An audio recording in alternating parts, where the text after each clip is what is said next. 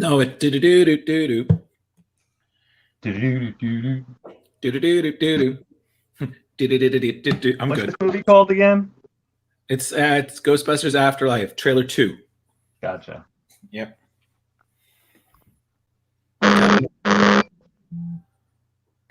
What is it?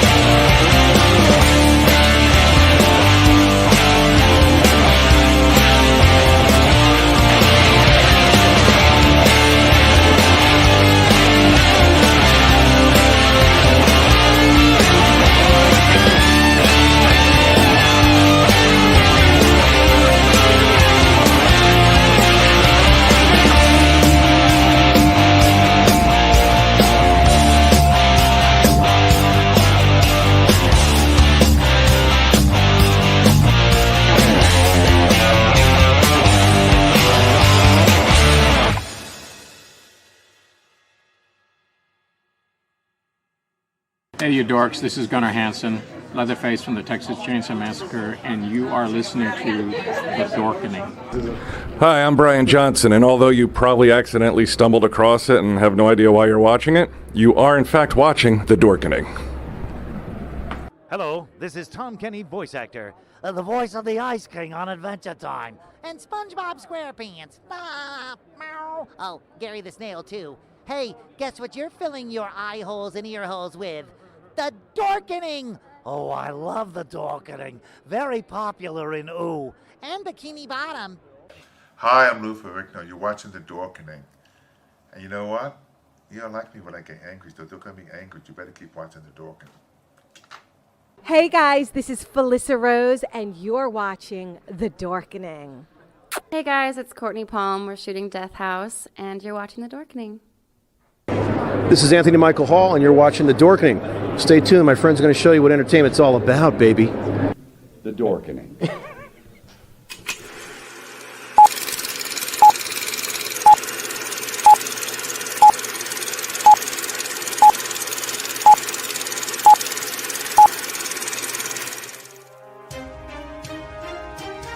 The Dorkening and all affiliated shows are not intended for anyone under the age of 18. The following may contain discussions or scenes that have adult situations, graphic violence, nudity, strong sexual content, and graphic language. This show is intended for mature audiences only. Viewer discretion is advised.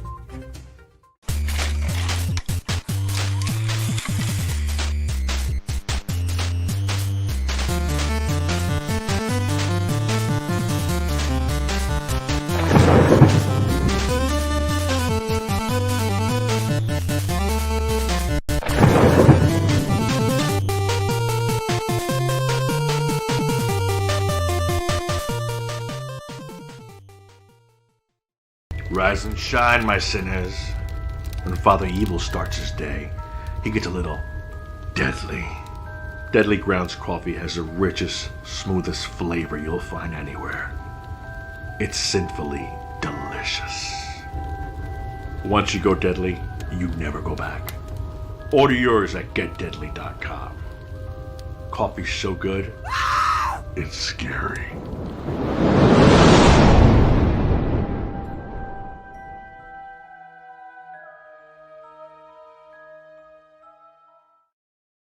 Happy Tuesday, everybody. You're watching Splash Pages, the comic book club. We got an awesome show scheduled for you today. We're going to be talking about Batman Venom, and this takes place in 1991 before Nightfall and all that stuff. But it's going to be a fun chat. Before we get into all that, Velvet Joker, how's it going, my friend? I'm doing my Batman Venom. Yeah, this was before Batman Who Laughs also. It was It was indeed. Yeah. Everyone going doing this evening? Is everyone having a pleasant day? I am. Hopefully everybody else watching is, and that's I'm also doing the Venom. I can't do it. Drew, how's it going, my friend? It's going. It's going? fine. It's Yeah. fine. It's good. Let's do the show. Well, before we do, I mean, it's all the show, but you wanted Rich to watch something before we got started. What you're all excited about today? Yes, I could almost feel like something from the dead has risen. I can't put my finger on it. You know, I just don't want to give up the ghost, as they say, at least in the second movie. What could it be? I do feel that there is something strange in multiple neighborhoods across the world. He's blind. I hate you both. All puns excluded. Yes, the second Ghostbusters trailer dropped. I really want to talk about it. But first, are we doing our little Back to the Future Sophia's Choice? Yeah. I don't have a video of it. I've been pretty busy this week, but I'll do it quickly. So Venom was published in 1991, written by Denny O'Neil, art by Russell Braun and Jose Luis Garcia-Lopez. Mm-hmm. And the cover price was a whopping $1.50. And Not my kind of shop. so in 1991, gas cost $1.14 a gallon. Pound of bacon was $1.95. A gallon of milk was $2.80, and a dozen eggs was $1.01. Take me back. Also in 1991, to get us into the mood of that year, Jeffrey Dahmer was arrested. The World Wide Web was launched, and Kentucky Fried Chicken changed its name officially to KFC. Mm-hmm. I thought that was done recently, but I guess it was in 91. Top movies of the year: Terminator 2, Robin Hood, Prince of Thieves, when you had a Robin Hood with a English accent or American accent. Silence of the Lambs, City Slickers, The Addams Family, Home Alone, Dances with Wolves. Yes. Also that year, Hook, Teenage Mutant Ninja Turtles, and Star Trek 6. To get our geek on. Top TV, 60 Minutes, Roseanne, Murphy Brown, Cheers. But debuted that year, some awesome stuff. Ren and Stimpy debuted, Darkwing Duck, Dinosaurs, Tasmania, Clarissa Explains It All. Oh, also a little thing called Eon Flux. You guys remember that? Yeah, I feel like we were, again, this is why we're decently adjusted, because we grew up with all this. Kids these days, they don't have that. No. I mean, they do, but they have it differently. Wait, did you just say we were well adjusted? I mean, compared to the next generation that came after, yes. Oh, okay, all right. I just thought personally, I was a little nervous. Rich, you've been to some of the same conventions I have. There have been a few times where just because I'm wearing makeup or a costume, I haven't wanted to be. I was like, this is why dinosaurs ate their young. All right, there, Winnie the Pooh. Saturday morning cartoons in 1991. We geeked out to Captain N in the new Super Mario World. Beetlejuice was a cartoon. Darkwing Duck, Back to the Future cartoon in 1991 on Saturday mornings. Also Bill and Ted's Excellent Adventure and Muppet Babies. And get this, the top selling comics of 1991. Can you guess the top 5 in a row? It's all Image. Batman, Spawn. This is hilarious. 1 through 5 is the different variations of X-Men #1. No way. Yeah. And right after that, Uncanny X-Men 281, X-Force 3, X-Factor 71, Spider-Man 15, and Infinity Gauntlet #4. Those were the top selling comics in 1991. But yeah, the top 5 were different variations of X-Men #1. And I think I got a good 50 of them in my closet. No, I have to say, my one complaint about the MCU is that the inspiration for the Infinity Gauntlet should have been Lady Death. That always bothered me. Anyone else on board with me with that? Well, yeah, because I think what they did is with Thanos is they took more inspiration from how he was later on. And again, the whole reason he did it was to impress Death. And I do agree. And then that would have also been a great segue to introduce Deadpool, because Deadpool had a similar obsession with Death. Yeah. So, that would have been hilarious. But no, it was definitely something different, and I do miss that connection. And there were certain things in Infinity Gauntlet I would have loved to have seen, like the fact that he's bossing around Mephisto. Mephisto's like, okay, cool, bud. Like, you're basically, the devil is afraid of you. Like, talk about some brass balls right there. Like, goddamn. They had to save Mephisto for WandaVision. Yeah. Stop. But I have all 4 of those covers. Yeah, I can't.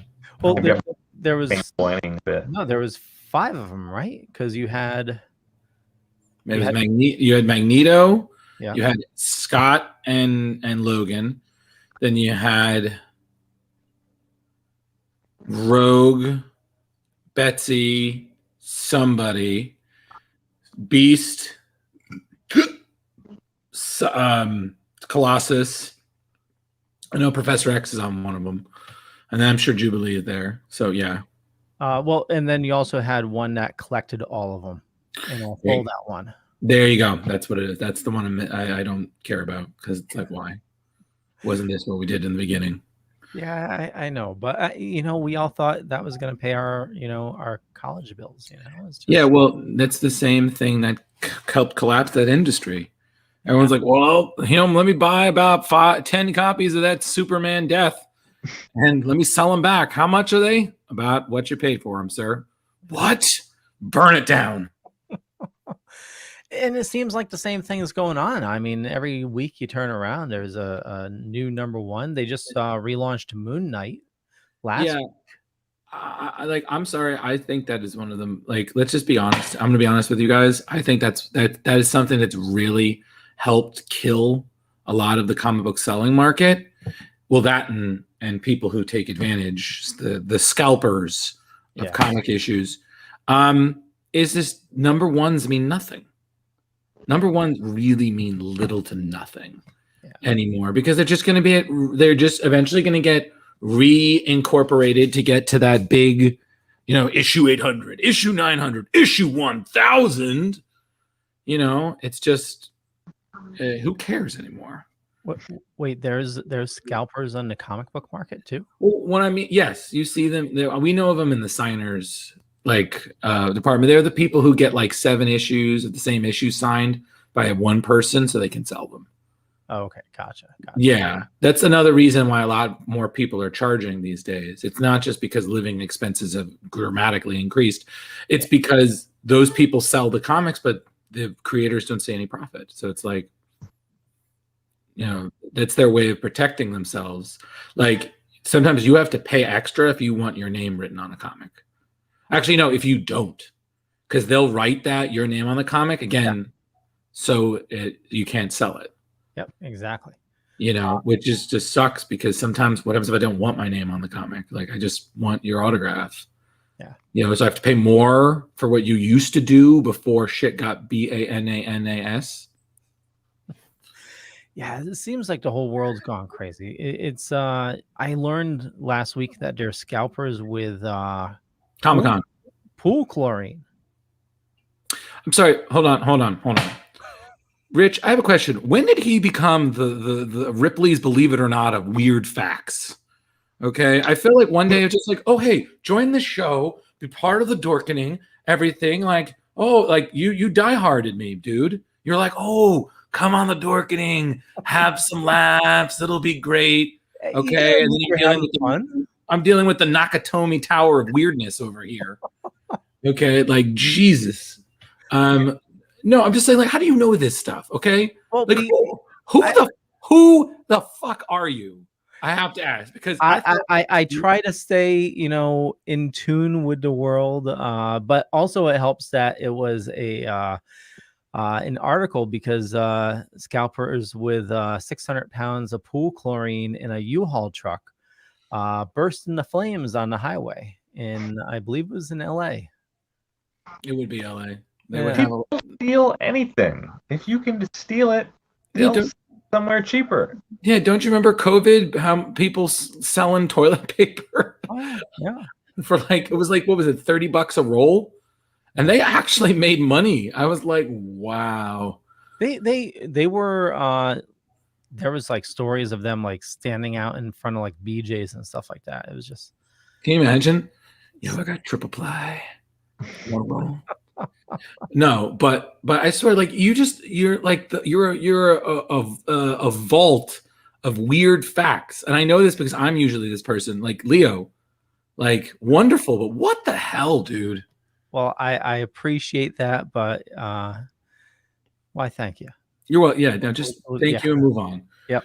Leo, I love your originality. Fuck Drew. Hey.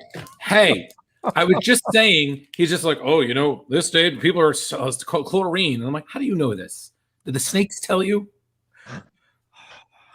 Might have. Actually, I have.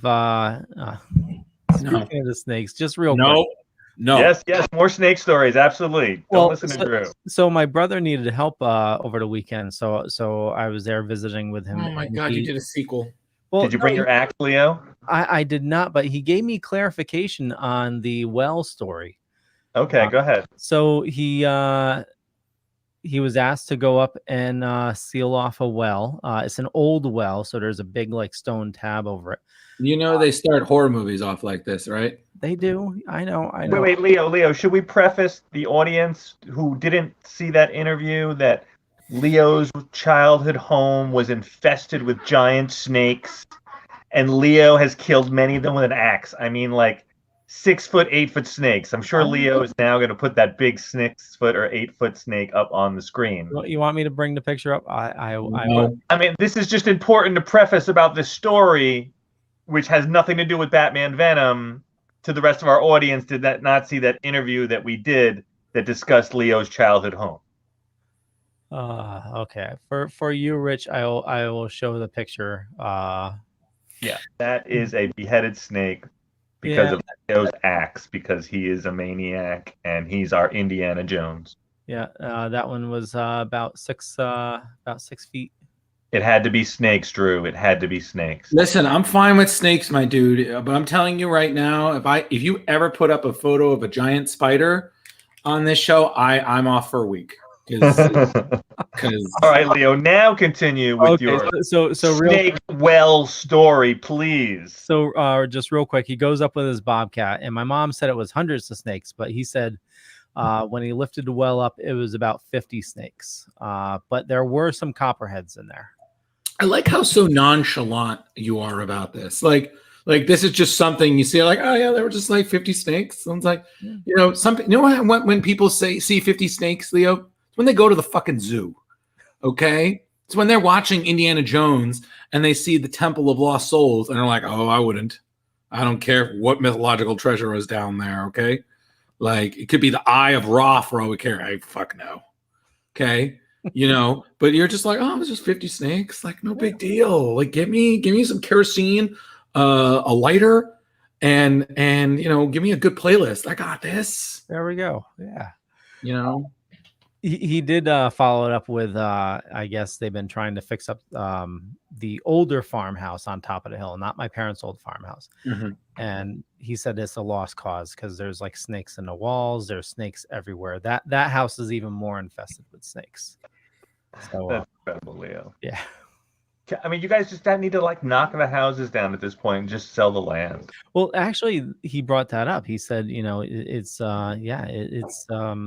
it'd be a really Snake good place to. infested land. Who wants snake infested land though? What are they going to do with it? Well, he said that, if there could be like a nest under the house, but it could be, you can keep them at bay. Can like a contractor like just dig up that whole area and eliminate the snakes, or no way? Well, no, my brother does that. He actually works on gas stations. So he has like the big equipment and stuff like that. So he said that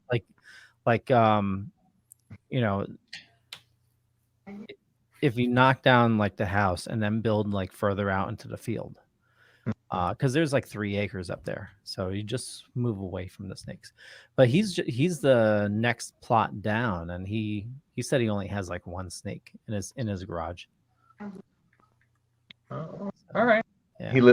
So he's got a house a plot away, and he only has 1 snake. Yep. So it's like his pet snake now. He allows it to live there. Yeah, he allows it to live. Yeah, my grandparents used to own the whole hill, like 600 acres, and they sold it off throughout the years. So what's left is my mom has 3 acres. My brother has 2 acres, and they're right next to each other. Can't we get somebody to film something out there? We probably could. Do you want to film something up there, Rick? I don't have cameras, and I don't have a script or anything, but this just seems like it's like that's what it's meant for. Yeah. It would be a crazy snake. Film, yes. Yeah, we'll get you and Drew up there, film you guys. Oh my God, no.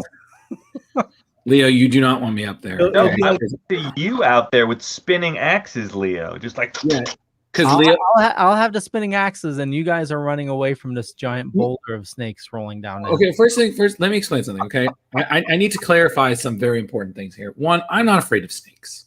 Okay, I want to point that out. Spiders, God no, fuck no, and I don't care. Snakes. My point being is that there's no way I can explain. Someone's like, "How was your weekend?" I was like, "Well, I went up with my 2 co-hosts to his one of their old family homes, and we became snake murderers. Like snake whisperers, just snake murderers, just legions of serpentine death upon these hands, just because they decided we're going to take this house. Like we're just Tiananmen Square, these goddamn snakes, man. It's horrible." But no, it's just more the fact that you're just like, okay, well, I got my axe here, got my little flamethrower and everything. I was like, what MacGyver shit are you from? Like, I'm sorry. Every time we bring this up, it just flabbergasts me because it comes so much out of left field. I'm just like, oh my God. Next thing you know, Rich is like, oh, I juggle chainsaws. I'm like, well, I got to pick up a weird skill now. Not everyone's lived the New York lifestyle that you have, Drew. You're pampered there in New York City. I'm sure in Westchester. Okay, first things first, not everyone in Westchester is rich. And second thing, I've just seen so many weird things in my life that it's got to be pretty freaking shocking. Yeah.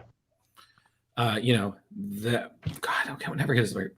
That guy, with his snake wrangling, to be like, oh, okay, this is new. Yeah, it's awesome. Otherwise, I'm just like, whatever. Fuck off. Bronco bust. I hate you.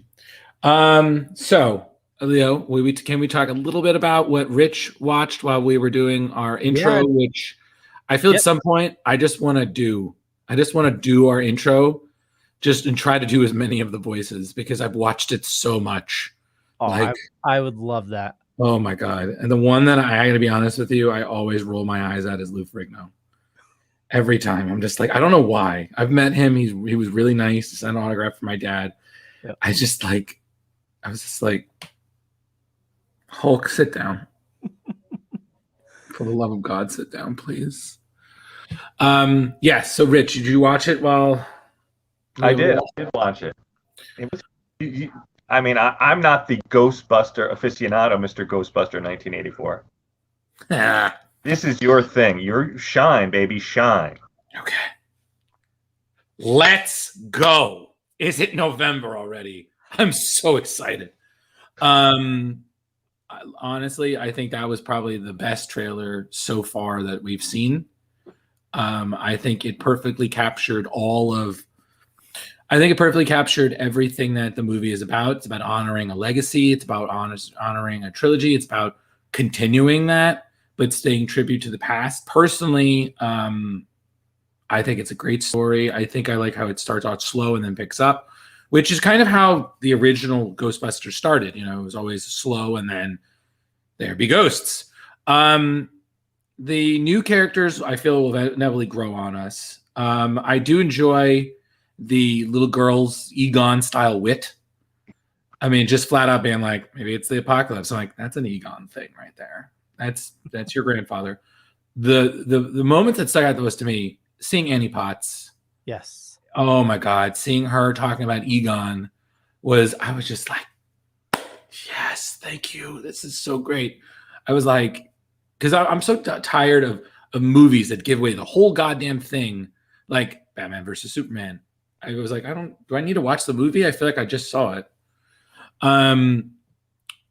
But everything that was great. Oh my God, the special effects look fantastic. I mean, the fact that they went practical, more practical than they did computer generated. I mean, it shows. I mean, that one ghost sitting up at the diner looks just like the taxi cab ghost from the first movie. So, you know, that was a subtle, interesting nod. I agree with the person who just commented, the Ecto-1 having a booster seat that extends, which I believe is something that might be referenced in the cartoon.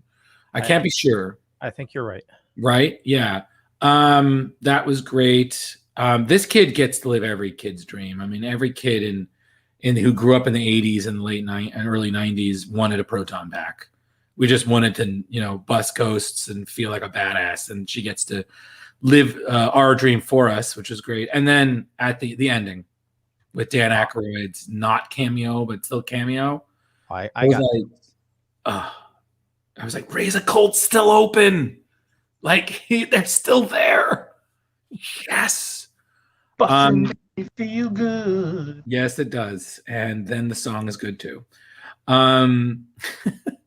But I'm really excited by it. And I think the one thing that I really love is that it's even though Harold is no longer with us, he's still very much a part of the movie.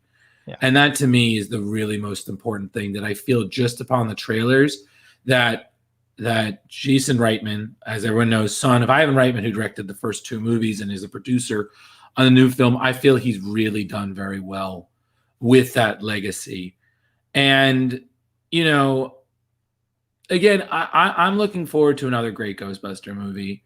And what I'm just tired of, I gotta be honest with you, is I feel like I can already see what the internet trolls are going to try throwing at it, especially people who are going to bring up the 2016 movie and all that stuff. And I was just like, guys, it's very simple, okay? It's called a multiverse, okay? And even in the Ghostbuster cartoon comic, they explained all of this when they had this multitude crossover that had the real Ghostbusters, the Extreme, the River of Slime, the comic ones who are based on the movie, and then a bunch of other ones. They even had the little ones from the Nintendo games. Yeah.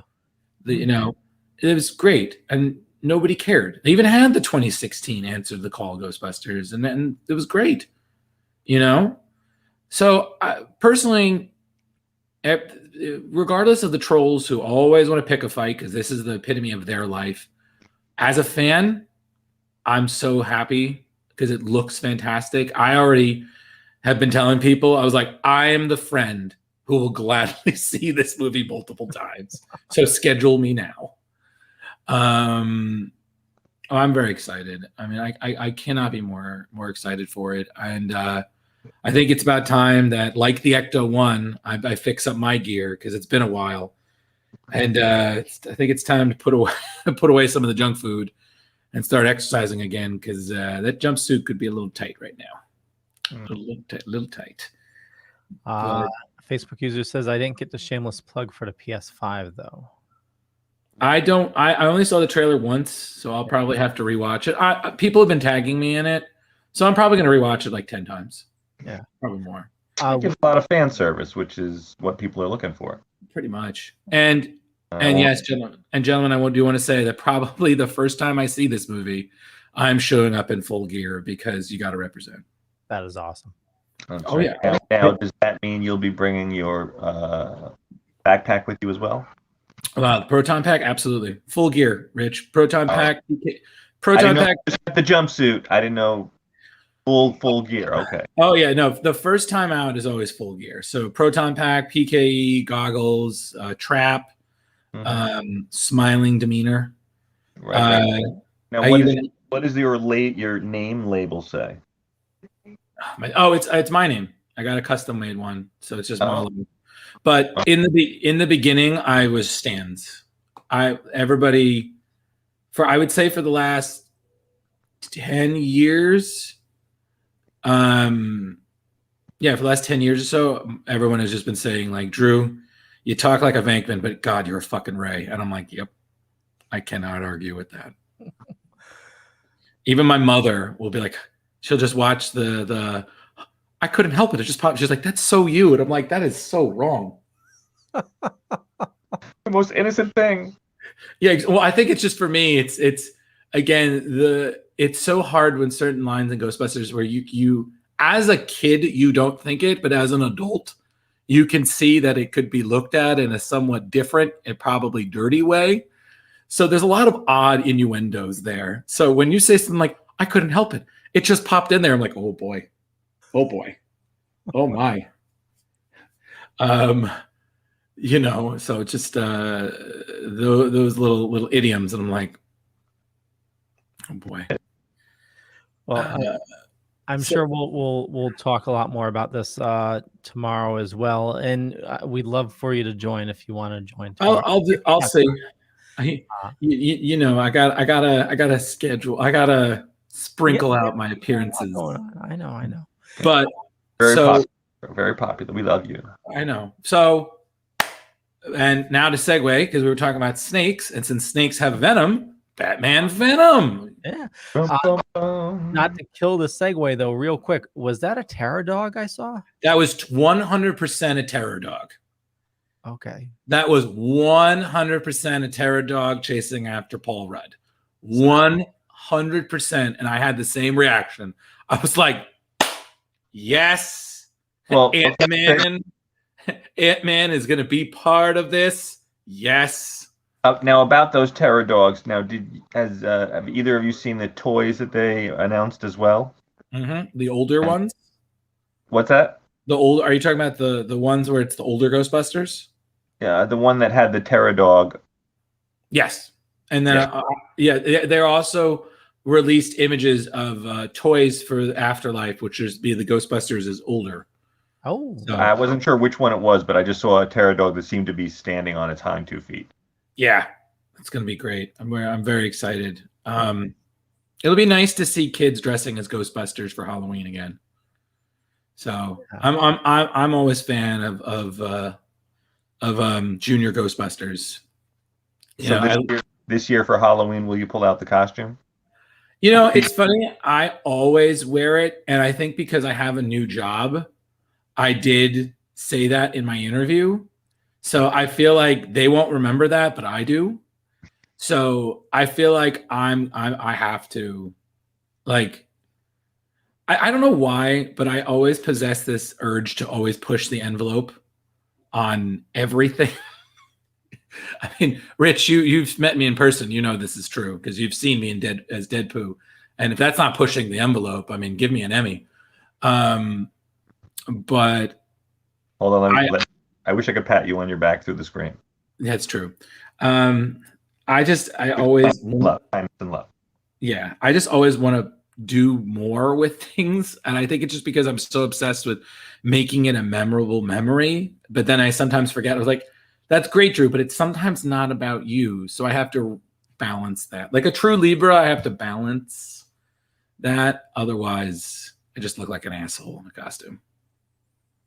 See, I would probably do that and be just the asshole in the costume and just. I've seen you at cons, and yes. I especially when you do that laugh about 70 times a day. I've seen people give you the look like, oh, this fucking guy. And I'm like, That is a man who does not give a shit.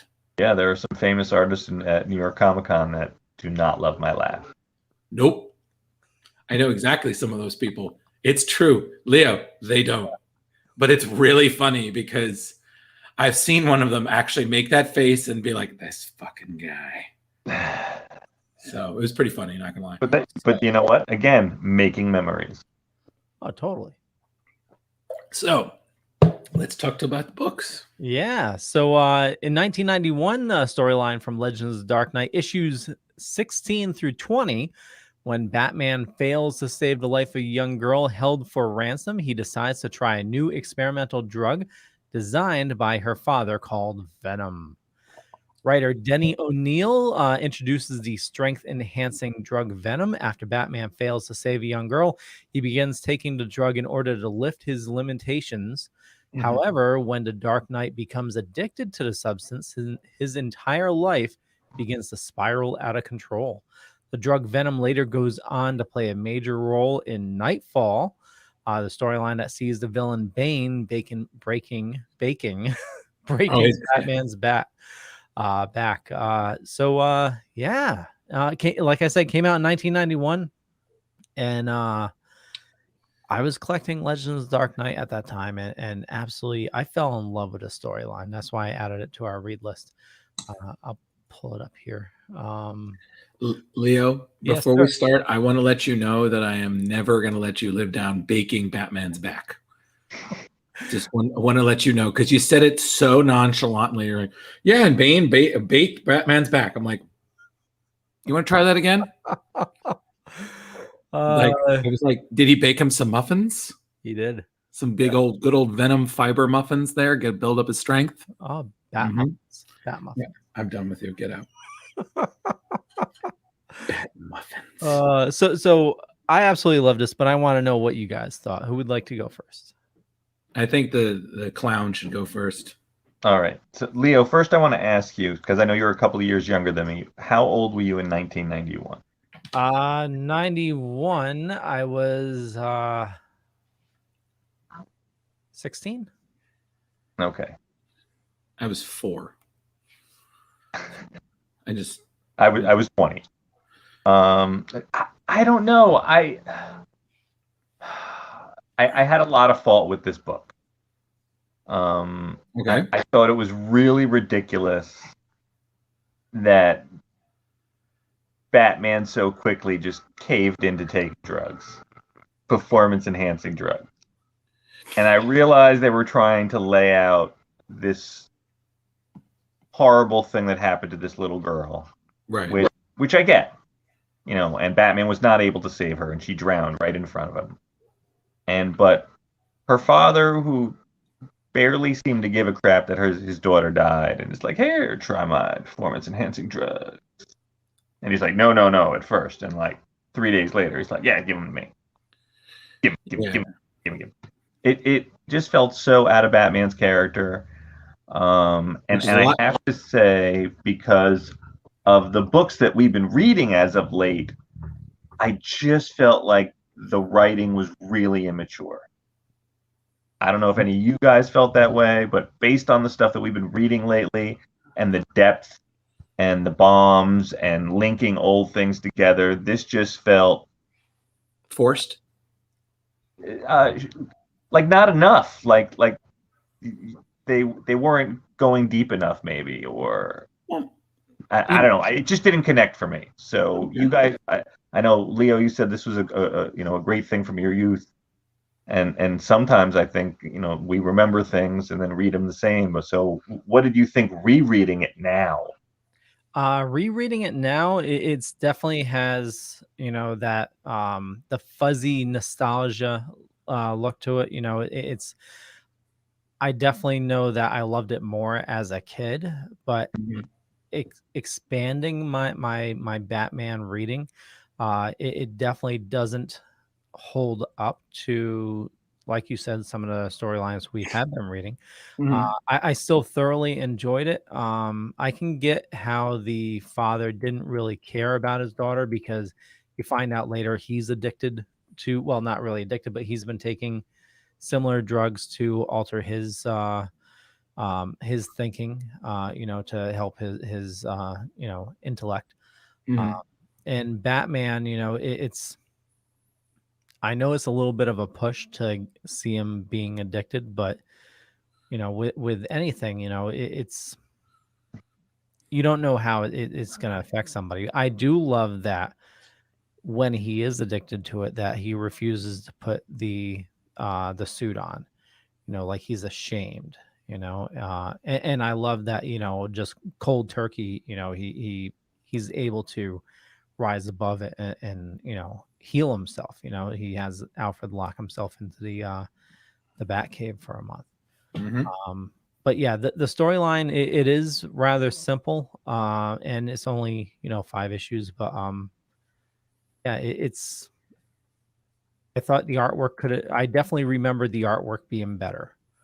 But it's yeah, I did enjoy it, but yeah, it doesn't really hold up to my memories, like anything from our youth.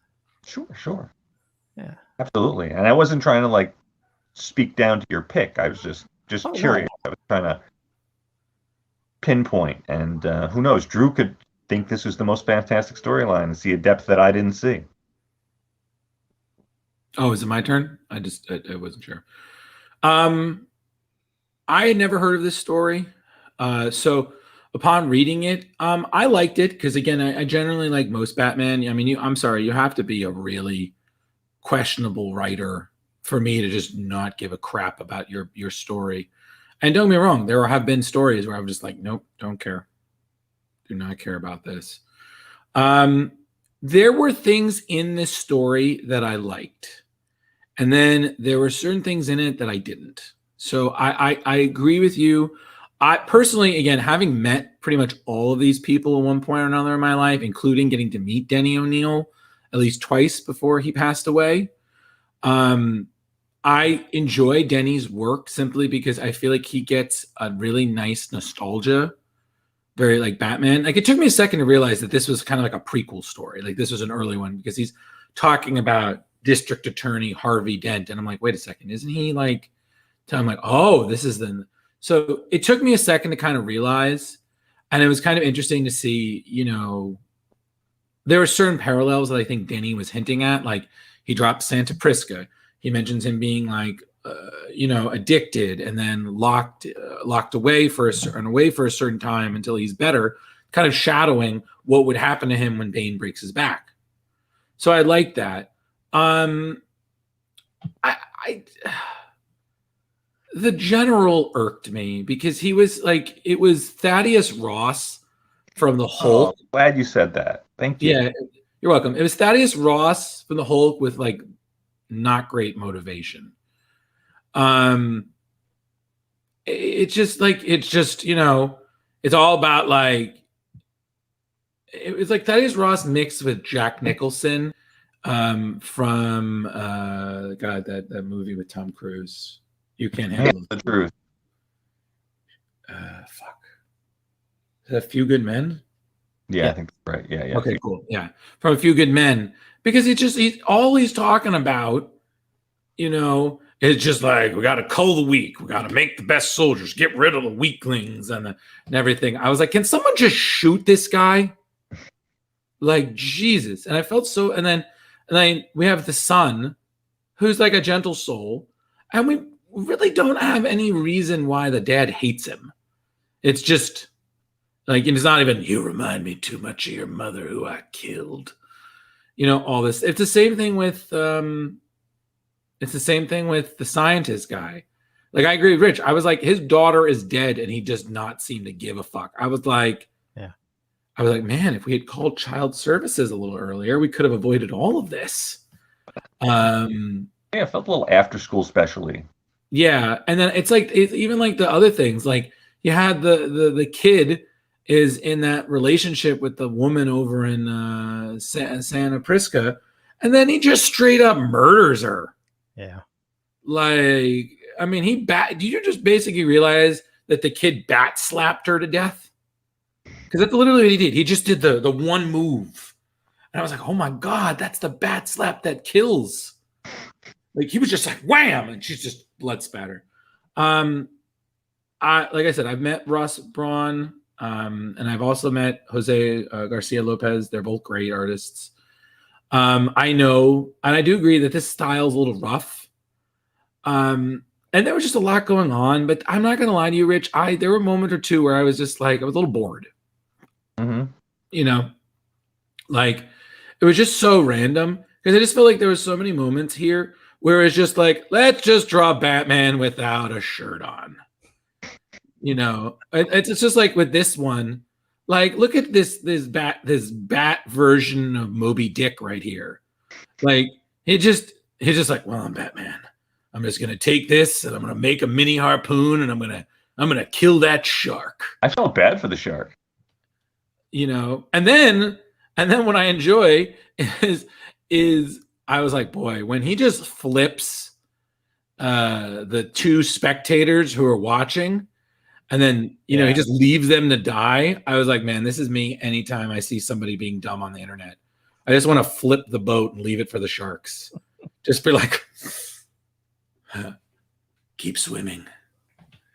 So I mean, again, I liked the story. It's not like I was like, oh my God, like just to me, in the end, I was like, I read it, but I wasn't like, oh my God, that's the greatest story. I was like, this is because it's Denny and because I feel like he has a good grasp of Batman, it's going to be entertaining. Like me, I loved learning about this murder castle that they're in, that just the dictator of Santa Prisca is like, oh yeah, you guys want to torture Batman? Yeah, just have my murder castle.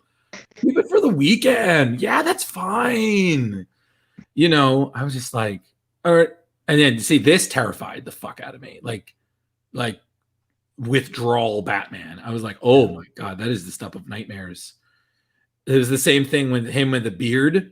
I was like, why do you look like you did when you returned through time back in Final Crisis? Like, what the hell? You know, and then the same thing is just like Alfred is literally a cornerstone of Batman. And for him to just kind of just realize like, oh, well, I guess Alfred isn't here. And I'm like, that's Alfred, my dude. Like, come on.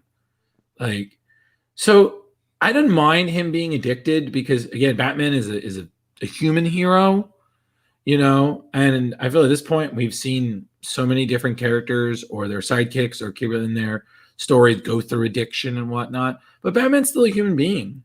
But to me, I just found it really amusing that this is again all started because he couldn't save somebody. Like I was like, man, thank God he developed I now I'm going to say a stronger backbone, and I'm looking at a photo of Bane breaking it. So I'm like, oh boy, poor choice of words there. You know, had a little Joker moment there. Let her go. Poor choice of words. Like I said, this was fine, but it wasn't to me anything that I would rave about. You know, which is again no disrespect to the creative team. They did the best they could. You know, it didn't jump out at me. And you're right, Rich. Maybe we are spoiled because we've been reading such fantastical, intricate, developed, you know. And again, like you said, there are certain stories of the past that are very simple, but that are wonderful in their simplicity. Right. And they would hold out. But for this, to me, it's not going to stand out in the ones that stand out in my mind. Right. You know, exactly. It's like, if you think about it, you know, like certain ones that are simple, but still iconic, like Batman Year One, you know, it's a beautiful book and it still holds the test of time. So it's fantastic. But, you know, this, I just feel like it just kind of becomes another Batman story instead of one of the, you know, it's the prequel that we weren't asking for. So in the end, it just kind of feels like a bargain bin Batman story. And it sucks because, again, all-star talent who would go on to do great things. Right. And again, no one doubts their creativity or their writing ability in different genres or different issues, but just this one just didn't hit. Right, exactly, which is fine because, and again, there could be somebody who was like, oh my God, this is one of my favorite stories. And I was like, guys, you can have that. It just wasn't one of mine. Yeah, which absolutely. difference of opinion is okay, right? Until it's outlawed. Oh, totally. But was this the best Batman story I've ever read? No. Is it the worst? No. God. You know, I was like, y'all haven't read All-Star Batman and Robin. You know, like I read all that, and that was mostly because Jim Lee's artwork is just still always gorgeous. Everything else, no. But, or no, I take that back. I've read Strikes Again. God, that's such a weird book. But again, all bad jokes aside, it was fine. It wasn't amazing. It wasn't awful. It was just fine. And I really feel like there's nothing more I can say about that. So just sip my water. All out of water. So Leo, any highlights for you in the book? Reminiscing, going back now, reliving it? Yeah, I definitely, I know you feel bad for the Sharks, but, you know, pretty badass having, putting Alfred out there, you know, nicking his ankles to draw the Sharks. And, fun one, yeah. Yeah, I thought that was always a badass moment. And, yeah, just, it's definitely has, going back to 16-year-old me, you know, which thoroughly enjoyed it. And, it's definitely has some nice nostalgia moments, but yeah, it's definitely a bit dated. Yeah. All right. So should we crowbar this bad boy? I think so. Yeah. All right, Leo, this is your choice. Why don't you set it off? Well, 16-year-old me would give this 6 out of 5. But you know, older, mature me, I'd give this a solid 3 out of 5. All right, and I'm gonna go just a tad bit lower with the 2.75. I'm gonna go with the 3 with Leo again. All-star talent, just a meh story. So 3 is good because we're still giving them their credit for what they did, and 1 or 2 cool moments, and yet again another traumatic experience to add to the otherwise sad tapestry of the legend of Batman. But in the end, you know, and I also, you know, just side note, I also realized why another reason, none of the villains are likable. No. Like you have, general racism. I was like, you're retired, you hate everybody, go to a nursing home and die. And then you have, he looks like, the guy looks like he reminds me of, he kind of reminds me of Henry Gyrich from Marvel, that really annoying. Oh, the professor? No, Henry Gyrich, he was like the UN. No, I'm saying the professor in this story. Yeah. He reminded me because it's the glasses and the haircut. I agree with you. Yep. I see it. Yeah, and I just the entire time I was like, if you die, nobody will weep. Nobody will go to your funeral. You are fucking useless. Yeah, unlikely. I know you'll live.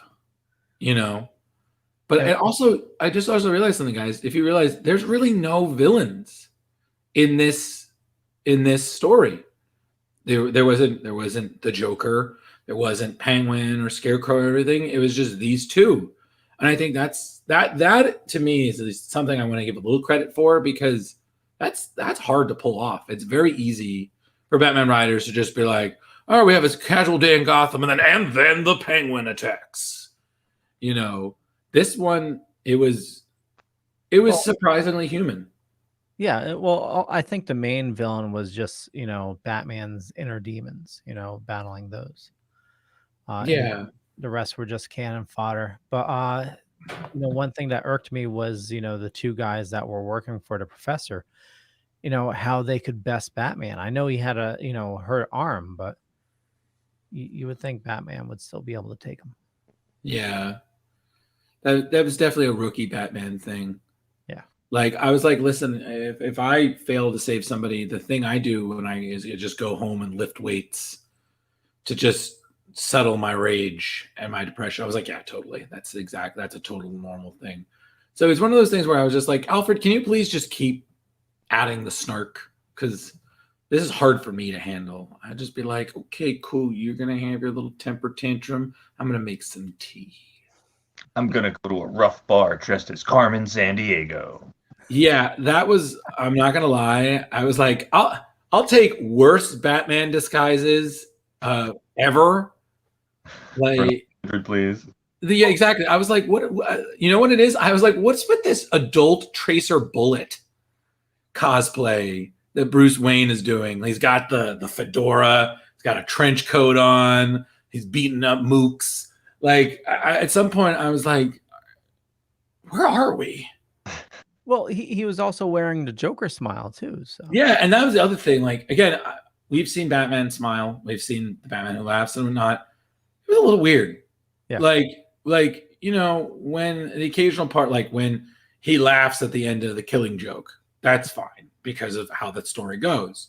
You know, when he laughed when Harley Quinn had him upside down above the piranha tank in the animated series, fine. There was a purpose for that. But I was just like, this is just freaking me out, man. Well, he's the opposite of me because he's always frowning. He's always grim while I'm always smiling. Thank you, Rich. That was very astute. I'm very astute. I'm astute all over the place. Yep. You better put that stewed away. No, like I said, it's there are things to comment, but again, it's like, okay, cool. But now, sidebar to more me. I understand that there are now access to us when we need it.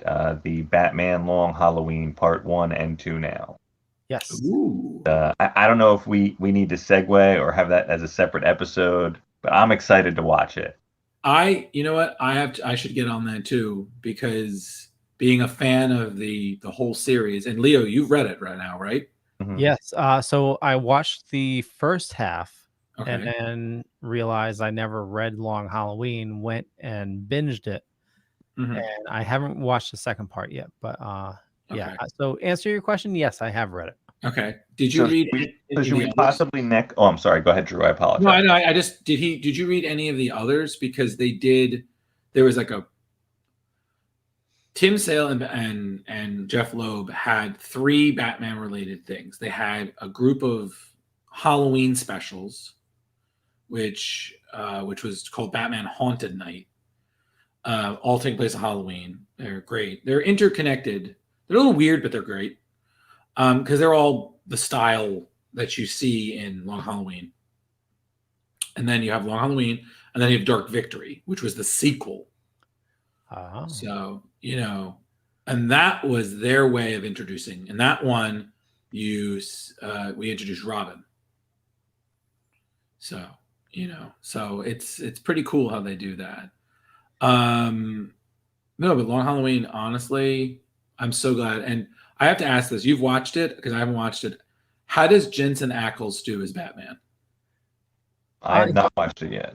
No, I'm sorry, talking to Leo. Leo, I'm sorry. Yeah. No, he does okay.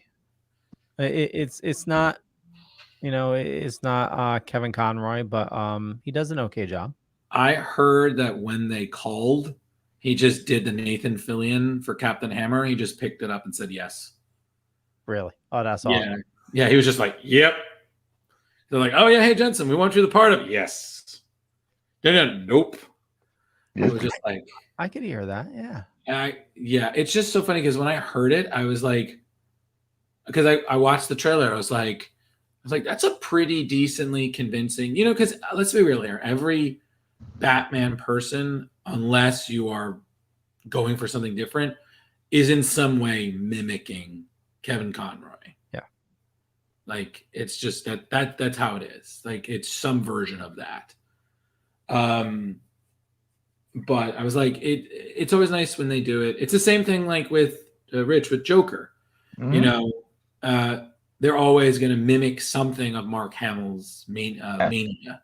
But I like seeing other people's versions too. It's fun. Right. Exactly. So, you know, it's always nice to have that difference. And then correct me if I'm wrong, Leo, but the person who voiced Catwoman, this is her posthumous role, right? She died, correct? Correct. You are correct. We've talked about this before. I can't think of her name at the moment. Mm-hmm. But yes, you're absolutely right. She passed away. She drowned. So you got that little spookiness there. Naya Rivera. Mhm. Yeah, she was from Glee, right? Mm-hmm. Yeah, something like that. Yeah. But Yeah, she pushed her child back onto the boat and got pulled down. Yeah, so she died a noble death. Yeah, absolutely. So I don't know what you guys think, but I'd like to propose that we try to watch these both episodes this week and read the book and do that episode for next week, if everyone's up for it. I'm fine with that. I think that's a great idea. And for all our viewers, if you're out there, maybe you want to watch and chime in your thoughts. What? Huh? Yeah, let's do it. So Leo, you're gonna need to give me that access codes.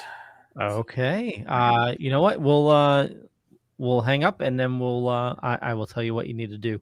We'll exchange beats. Sounds good. Okay. Well, so Drew, where do you like people interacting with you on the socials? Oh, it's online.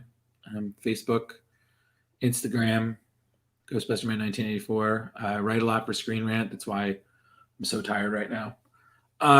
You can just look me up, Drew Malo Screen Rant. I work with these guys. I work with other people in their circle. They haven't kicked me out yet, which is great because, I got that going for me, which is nice.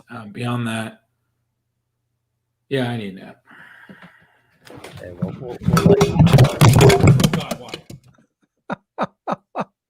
It was a ghost. I hate you both. Go to Rich. Rich. Hey, so you can find me on Facebook. I'm David, or you Splash Pages here every Tuesday night. And for those that haven't, please join on Facebook, the Splash Pages face. Invite us, post what you want, nerd related. Want to interact with you guys. I mean, this is our whole world. Let's do this. Awesome. Yeah, and I totally echo that. Make sure you join Splash Pages, the comic book club, over on Facebook. And for me, just Google Leo Palm. But more importantly, I want you to follow these two guys.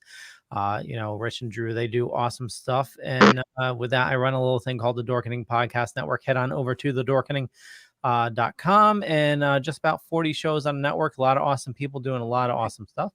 And with that, we'll catch you guys. Hey, Leo. Before we go, I just sent you something in one of our chats. It's an image that I found that's Loki related that I forgot to share with you guys, but I think our viewers would really appreciate it. So can you pull that up? Yeah. Yeah, because I saw it and I was like, this is amazing. Because fan art is always good, but when it's exceptionally clever, yes. So when you see it, you'll know.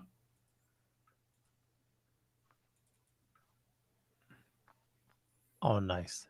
Oh, I saw this online. It's very cool. Oh yeah. So yeah, can we make that bigger? Yeah. Nope. Zoom in. Nope.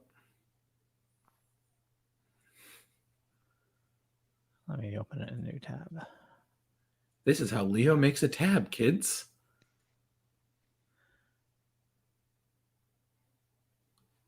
So for everybody who's looking at that, that's amazing. Yeah. And also for anyone who isn't aware of what is off the bat, that is an homage to Breakfast Club.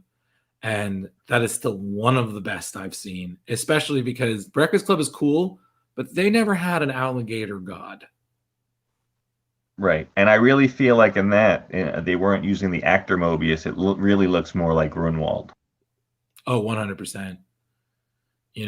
And I will be honest with you, I was really impressed that we got 6 episodes and I didn't hear Owen Wilson once say, oh, wow. But when he was driving what I like to call the alternate Pizza Planet truck car, I just wanted him to Lightning McQueen me just one time. just when he's doing the sharp turn, ka-chow. It's, I just couldn't help myself. It's like, come on, just do one. That would be so subtle. And everybody would be Leo and Once Upon a Time in Hollywood. Be like,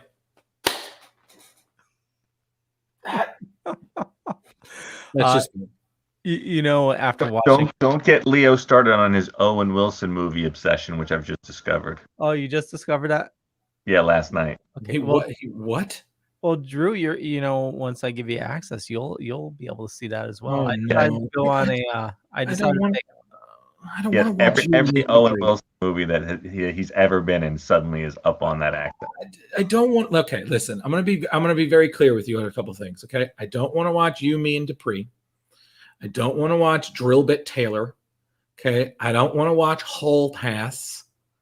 Okay, that's on there. I know Hall Pass is on there. Yeah, I don't. I listen. If you got the internship, maybe I'd watch that because I got a crap copy of that from Target, and I've always been mad that I never saw all of it. And then there's Wedding Crashers. Yeah, that's I just he's got he's got little bit parts in it. I was like, oh my. Let's see. I added the To Meet the Parents. She's Funny That Way, Starsky and Hutch, The Big Bounce, The Big Year, Inherent Vice, Masterminds, Midnight in Paris, Night at Museum. Let's see.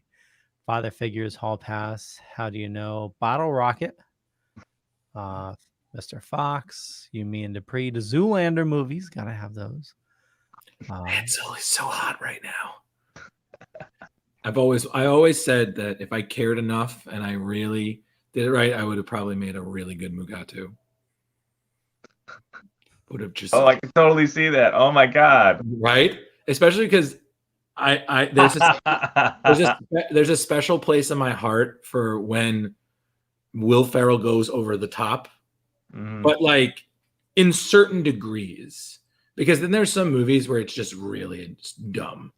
Like for Ricky Bobby, I'm sorry. Like it has its good moments, but it's a stupid fucking movie.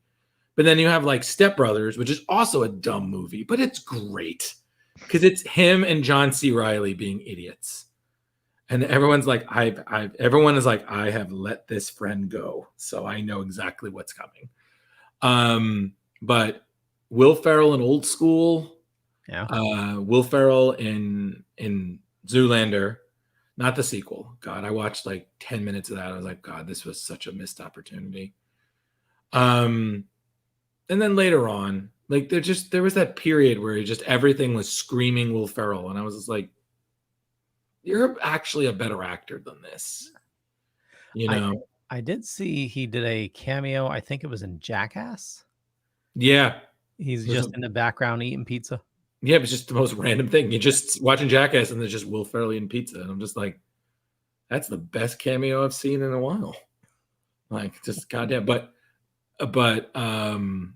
it's funny because my friends back in the day, when especially I was going to cons a lot, they were just like, Drew, every time I'd go to a convention, when someone asked me if I had a good time, I would quote Will Ferrell from Old School.